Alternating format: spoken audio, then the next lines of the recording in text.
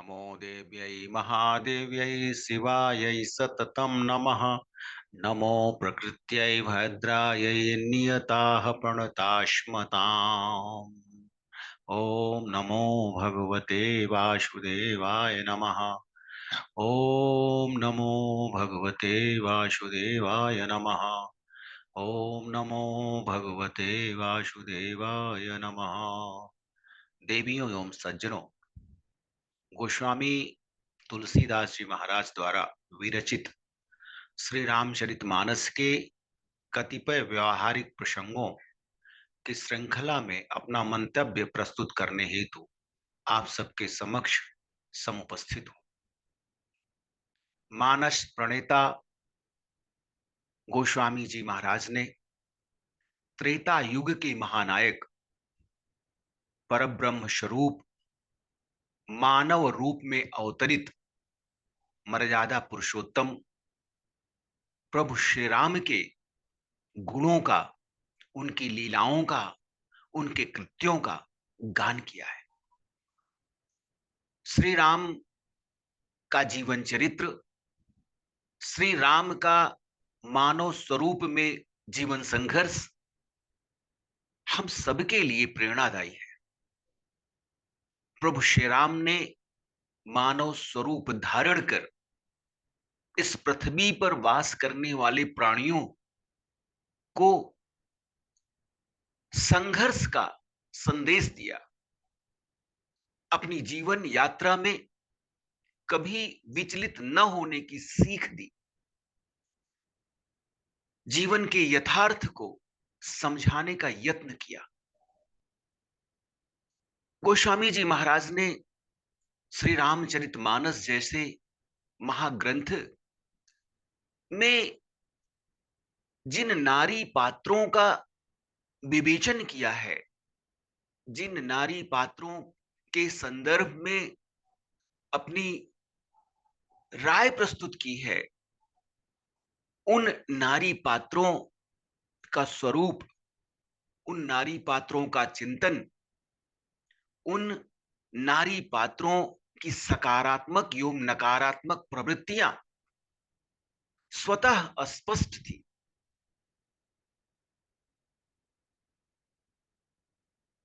महाराज दशरथ की पटरानी महारानी कैकेयी प्रभु श्री राम को अत्यंत स्नेह करती हैं। वे उनके अभाव में अपने जीवन की कल्पना भी नहीं करती। अपने पुत्र भरत से अधिक श्री राम के प्रति स्नेह प्रदर्शित करने वाली माता कैकेयी किस प्रकार से मानसिक विकार का शिकार हो जाती है, इसका यथार्थ चित्रण गोस्वामी जी महाराज ने श्री रामचरितमानस में किया है। मानस महारथी गोस्वामी जी ने नारी के विभिन्न स्वरूपों का मार्मिक व यथार्थ परक वर्णन किया है। जब महारानी कैकेयी महाराज दशरथ से दो वरदान प्राप्त करने की अभिलाषा रखती हैं, देवासुर संग्राम के समय महाराज दशरथ के प्राण बचाने में महारानी कैकेयी की भूमिका अत्यंत सराहनीय रही है। उसी के प्रतिकर स्वरूप महाराज दशरथ ने महारानी कैकेयी को दो वरदान देने का वचन दिया था, और वह दोनों वरदान महारानी कैकेयी ने थाती के रूप में संजो कर रखा था। और यह उनके मन स्थिति का परिचायक है कि उस थाती रूपी दो वरदान को प्रभु श्री राम के वनवास एवं महाराज दशरथ द्वारा किए गए निर्णय के विपरीत भरत जी को राजगद्दी प्रदान करने के लिए प्रयोग किया जाए। पिता की आज्ञा के अनुसार श्री राम जी पत्नी सीता व अनुज लक्ष्मण के साथ वन प्रस्थान करते हैं। राम के वियोग में महाराज दशरथ अपने प्राण त्याग देते हैं। गुरु वशिष्ठ भरत जी को ननिहाल से दूत भेजकर बुलवाते हैं। भरत जी अयोध्या आकर सर्वनाश के इस दृश्य को देखकर विलाप करने लगते हैं। उन्हें अपने पिता की मृत्यु की पीड़ा से अधिक श्री राम जी के वन गमन का समाचार पाकर होती है। वे व्यथित होते हैं और अपने पिता की मृत्यु, अपने पिता की आकस्मिक मृत्यु से आहत होने एवं श्री राम जी के वन गमन का समाचार प्राप्त कर वे बेवल हो जाते हैं। अत्यंत पीड़ा सहकर माता कैकेयी से वे अनेकों प्रश्न पूछते हैं। ऐसी दशा में माता कैकेयी का हृदय पाषाणवत है। जिस नारी ने अपना सौभाग्य अपने ही हाथों से उजाड़ दिया हो, ऐसी कैकेयी पाषाणवत स्थिर है। वह कठोरता की प्रतिमूर्ति बनी हुई है।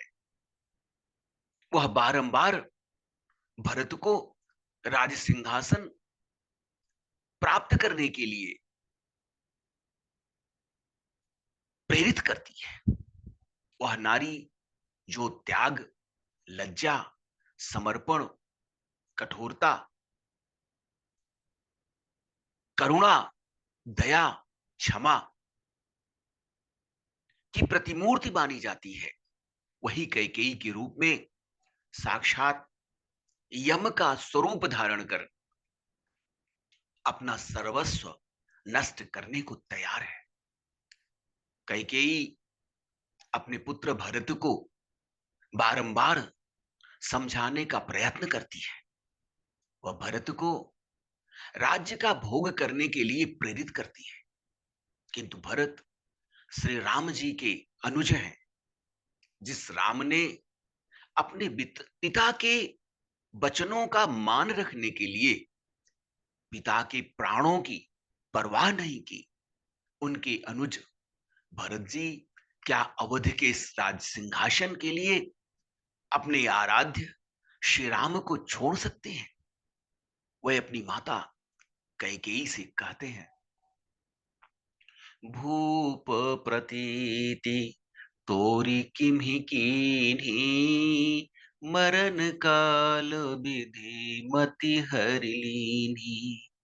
विधि हु न नारी हृदय गति जानी, सकल कपट यघ अवगुण खानी।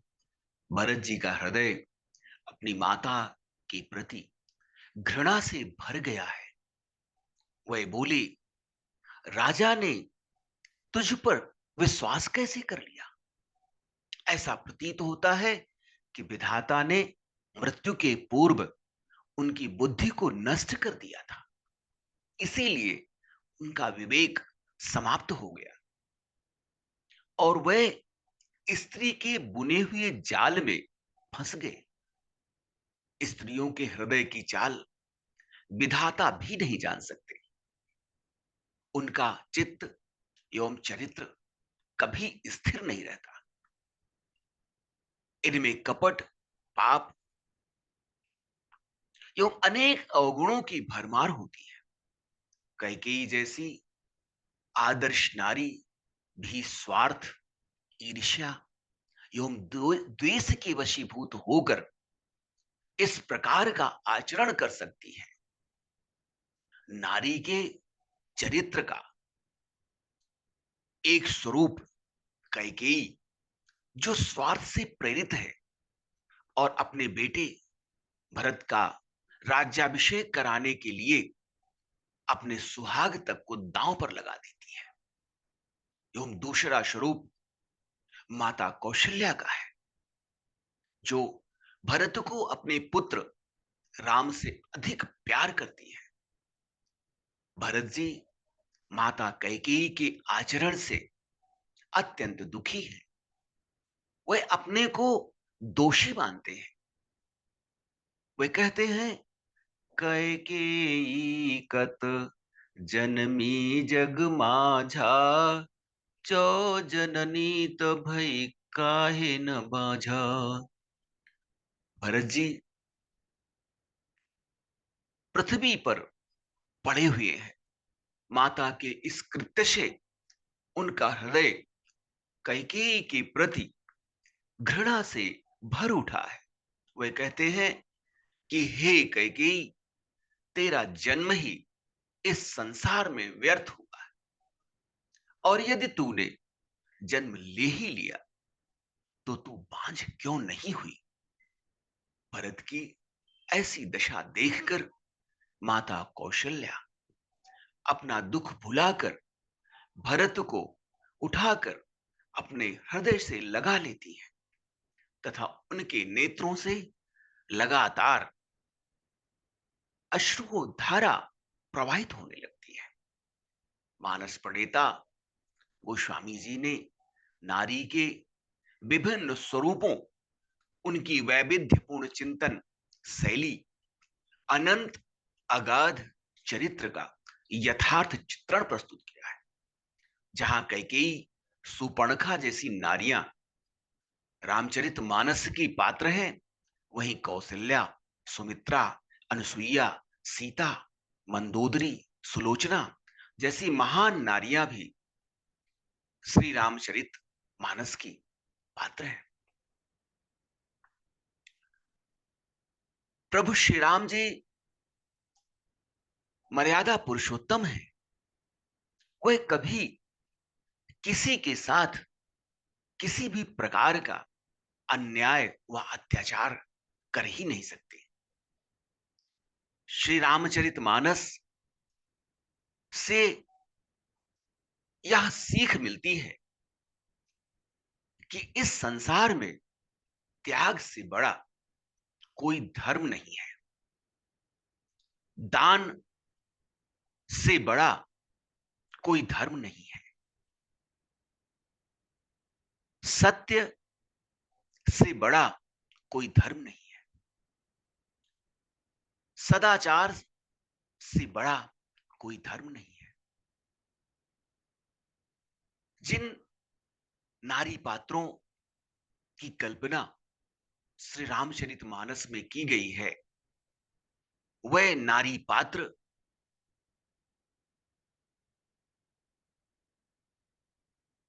उनके स्वभाव, उनके चरित्र, उनके वैयक्तिक चिंतन